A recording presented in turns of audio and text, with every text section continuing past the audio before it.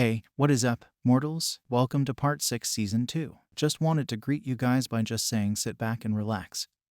You're in for a treat, so we begin. Deku, Todoroki had to stop the wide-eyed blonde from blasting forward and Bakugo glared angrily at his classmate. Oi, don't send. Bakugo, you're a target to remember. There is a pause, a thought, and then an irritated tongue clicked before Ruby's glared at the villain. Such fierce eyes. That talent isn't someone who belongs in the hero side. The masked man started to monologue as he fiddled with the marble. And this young one, such hidden emotions. We'll take him to a stage and cultivate his potential. To a stage where he'll shine brighter than one as a hero. He didn't want to hear it. Somewhere inside him, Bakugo understood why the villains would be after him. But this wasn't it. The masked villain in front of him was calling Izuku, the greenhead of all people, a potential villain. Potential my ass. That damn nerd barely has anything for himself as a hero and you're spouting this crap about him being a villain. You don't know when to shut up. Mr. Compress only grinned underneath the mask at the seething face. Move. A wave of ice went hurling toward the villain but was easily dodged. The man flew above the ground and landed in a tree further away.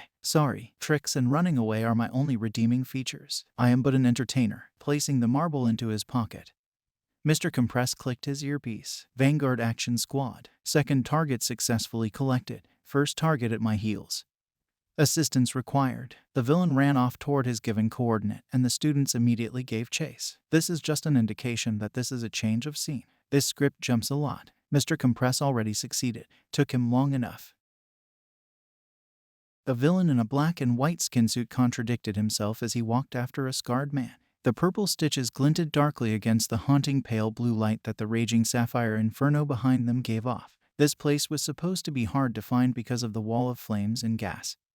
But the gas was cleared away. Things never go according to plan. Ha, damn it, he's fast. Bakugo cursed as he and Todoroki ran across the forest floor. Kiwara already merged with the shadows and had disappeared from sight. Boy, icy hot. Make a cannon big enough for me to rotate in. The bi-colored boy was about to protest, but the look on his classmate's face made him doubt his own judgment. Deciding to listen, he stopped and made a massive tunnel pointing toward the escaping villain. Bakugo grinned menacingly as his hands crackled. If I blast my way out of here, then there'll be no damn fires. Jumping in, the human missile let off a series of small explosions from his palms and used the ice to guide himself out of the cylinder. Die. Huh, no one else is here yet. Toga, the girl who had escaped from the group earlier, appeared at the meeting spot. Her messy space buns bounced as she looked around. After getting told off for not getting anyone's blood, she stood to the side and pouted. It's not my fault someone came every time. I was going to get it. Just as she was about to grumble about Izuku taking away the two girls she had been stalking,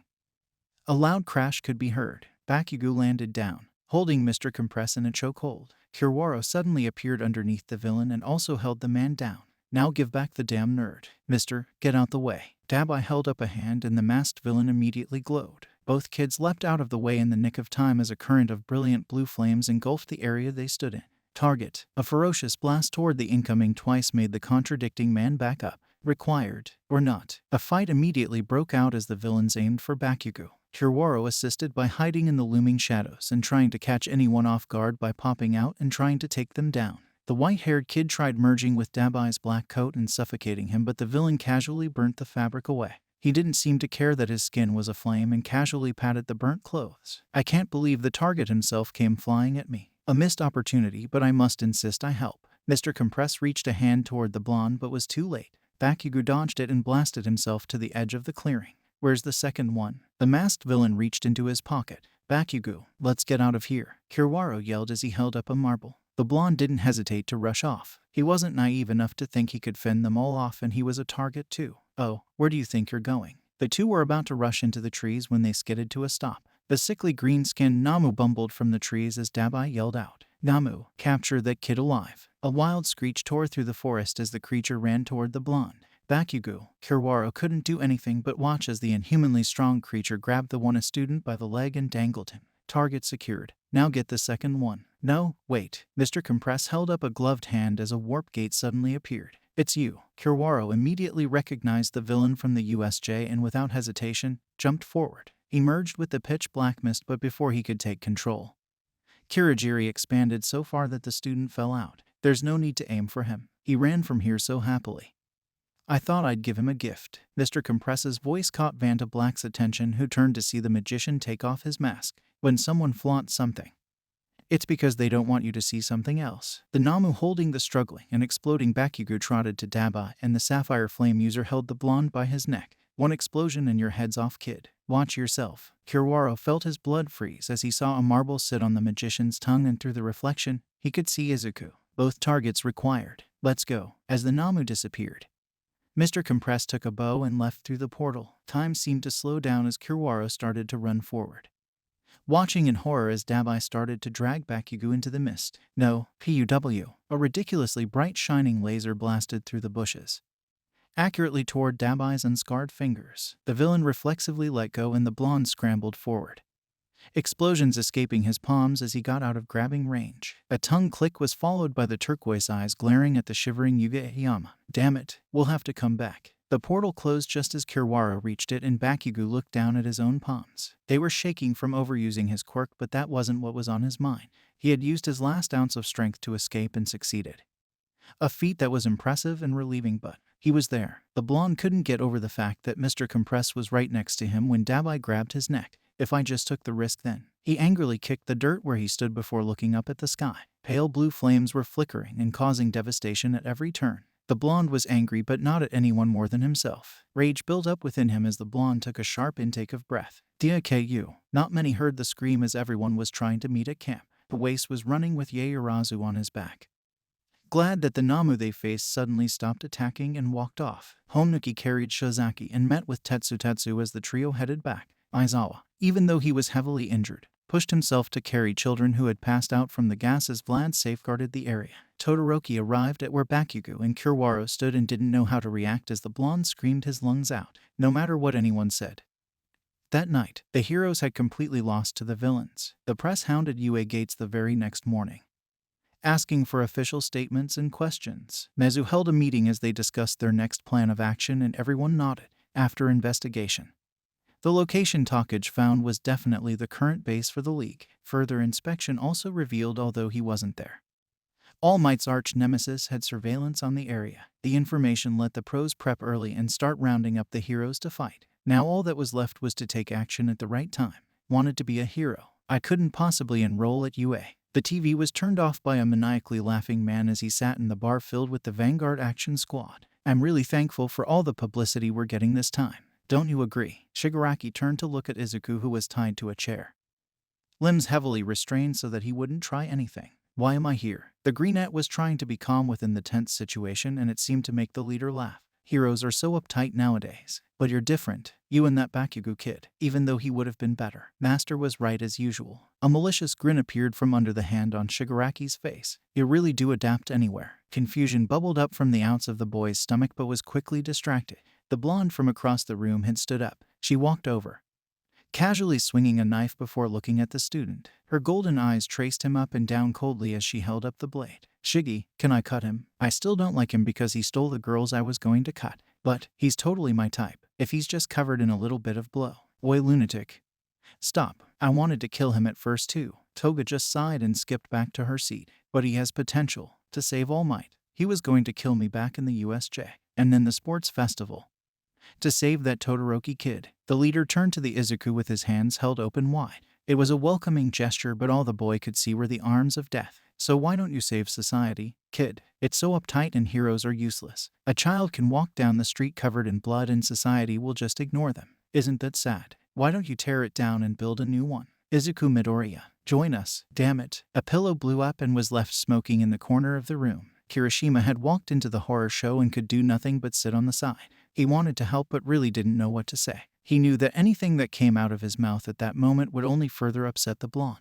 Knock, knock, knock. Come in. Kirishima answered hastily as Bakugo didn't reply. The door opened. It was Monoma. What do you want? Not barking like usual. That's a surprise. The tension rose and Kirishima tried to calm everyone down as ruby eyes glinted darkly. God, I still can't believe I'm doing this. What do you want? I don't have all day. We technically do, considering we plan to leave at night. The voice came from the door and the three boys turned to Takage. She was slightly out of breath as if she had run over, and the lizard girl nodded to Monoma. Okay, I'll get to the point. She quickly explained how she and Monoma had both been knocked out. Not from a fight but from the gas. Their scare sections just happened to be too close, and before chaos could start, they were out. Monoma bowed his head down. A sight one had never seen as the blonde made a fist, while losing consciousness from the gas. I just remember feeling bad for myself. While Midoriya was fighting for his life, I just felt like your best wasn't enough. Kiwara walked in too and sat next to Takage. He smiled at his classmate wearily. I vowed to keep him safe. I said I would accompany him all the way to camp, and my own words were thrown back. The lizard girl comfortingly patted her classmate's back, and the 1B student shared a smile. And Bakugo didn't know what was going on, and the periwinkle eyes rolled around with a sigh. You still don't get it. We're here because I'm asking if you're coming with us. Huh? We're saying that it doesn't matter that we couldn't do anything. We're going to fix it now, and Monoma thought you should come to since you blame yourself. Takage, what? You know we're only asking him because you secretly worry for everyone. He can just tag along for moral support. I don't really care who comes since I'm going either way. I'm not going to underestimate them. I learned that already. I'll have a plan even if I'm going alone. Her outburst surprised Monoma a little since the bubbly girl was acting so out of character. However, the feeling was mutual, as this time they wanted to help. No one, especially their friend, was going to be left behind. The 1B blonde and Kiwara nodded. They were all going. Bakugo understood what they meant and looked down at his arms. He could still feel the way they shook from overusing his quirk and the guilt from knowing Izuku was so close. Shit. He clenched his teeth and stood up, looking at the students from 1B. He spoke out. I'm going. Once the three left, Bakugo got up. Wait, Bakugo. Kirishima, who had sat there silently, finally spoke up. Mr. Aizawa said the pros will handle it. You're a target too. I know you want to go, but the redhead stopped himself. It wasn't because he didn't know what to say or because he changed his mind. He was still adamant about the blonde not going. However, every time Izuku was involved, the usually just angry Bakugo would openly express other emotions. And this time, Kirishima saw pain. It was still behind a wall of rage, but it was clear Bakugo was affected by the kidnapping, even if it meant just standing and watching the 1B students do all the work. The blonde just wanted to confirm Izuku's return with his own eyes. Shut it, weird hair. I'm getting that damn nerd back. Unable to say anything else, the redhead decided he would just support his friend as he had been since the beginning.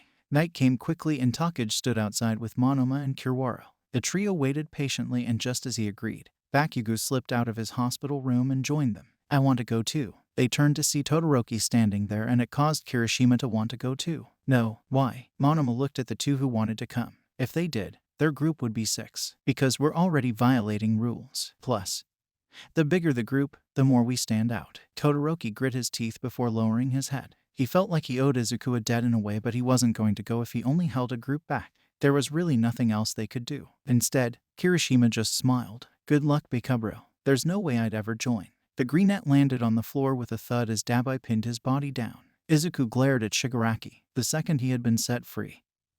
He tried to take out the leader and escape, but it was too reckless and he got caught. The slight burns on his shoulder stung, but he gritted his teeth through the pain. Stubborn, aren't we? Damn it.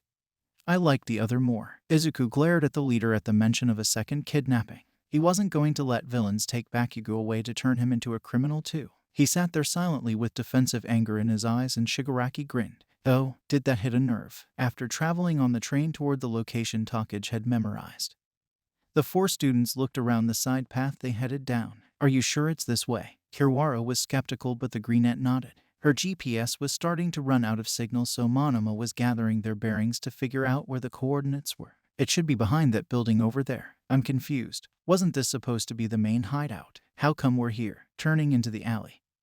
This was the location she got before reaching her time limit, and they looked up at the tall wall. No idea. It must be pretty important though if the leader passed here before actually leaving for base. There was a single window peeking in, so the lizard girl split and floated up. As she floated, a part of herself inside since it was too dark to see. The girl was chilled to the bone. Namu, since she didn't say anything. Kiwara merged with the shadow-covered wall and also looked over the edge. He had the same reaction and slowly slid down. Well, the hell is over that wall? Kiwara faced Bakugo, who looked annoyed. Namu, loads of them. Monoma froze at the mention as he remembered the USJ. That Namu was something All Might struggled to put down, and it caused anxiety to build up. It should be fine. I had a closer look. Takage floated down after reassembling herself and spoke quietly. The one from the USJ was specifically engineered for defeating All Might. These ones only have one specific trait. Deku could fend off one before when we went patrolling together. Then there's no problem. Where's the nerd? I know we agreed for you to stay out of this and just watch. But do you truly think we would keep that from you if we knew? Honestly, the two blondes proceeded to glare at each other over the missing Izuku when Kiwaro held up a hand. Silence. There's someone coming. Over the news.